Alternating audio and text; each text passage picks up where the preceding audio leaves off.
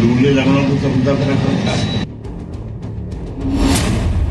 योगी जिस जनता को जनार्दन कहते हैं, उनके मंत्री उसका मान मर्दन करते हैं।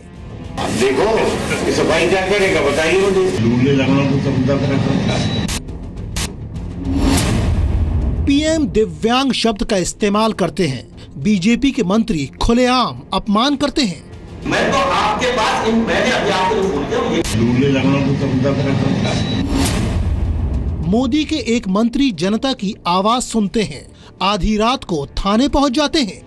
मैं तो आपके पास मैंने अभी आपको बोल दिया। लेकिन यूपी के मंत्री कर्तव्य तो निभाते हैं, मगर एक कर्मचारी को बदनाम करते हैं। ढूंढने लगना मैंने अभी आपको ढूंढने लगना मैंने अभी आपको ढूंढने लगना को समझा कर। योगी के मंत्री की ये कैसी भाषा। और इस वक्त आपको देश के दो शहरों से बीजेपी के दो मंत्रियों के एक्शन की खबर दिखाते हैं। एक खबर जनता के हित के लिए तो दूसरी खबर जनता के अपमान की है।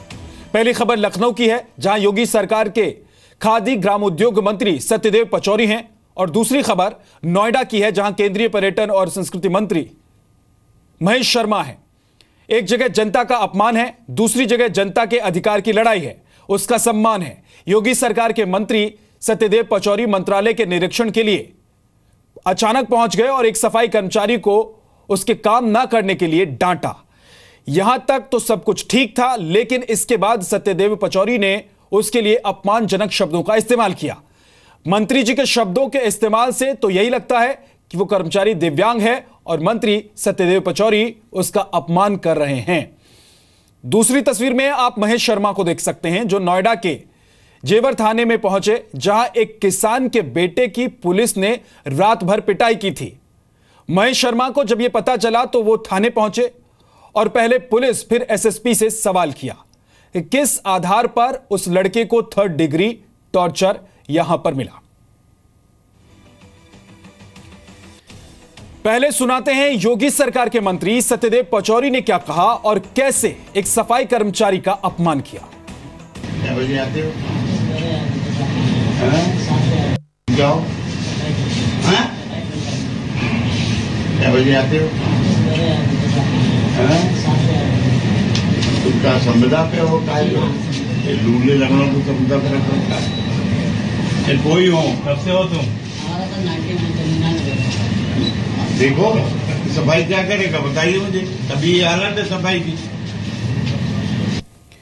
योगी सरकार के मंत्री के ऐसे बर्ताव से कई सवाल भी उठते हैं। पीएम मोदी दिव्यांगों के अधिकार की बात करते हैं, यूपी के मंत्री उनका अपमान करते हैं। सीएम योगी जनता को जनार्दन बताते हैं, लेकिन उनके मंत्री जनता का अपमान करते हैं।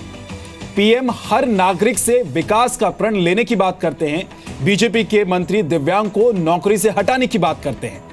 पीएम मोदी हर व्यक्ति के लिए खुद के रोजगार की बात करते हैं, यूपी के मंत्री दिव्यांग कर्मचारी को हतोत्साहित करते हैं।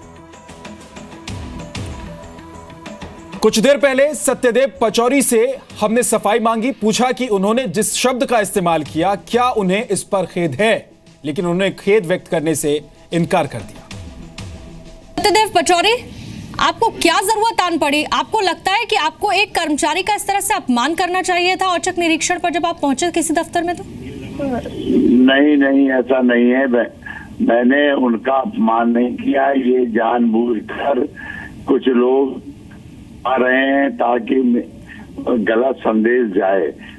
मैंने इतना कहा था कि यह सफाई व्यवस्था के लिए संविदा पे लगाया हुआ कर्मचारी है और सफाई व्यवस्था जो कर नहीं सकता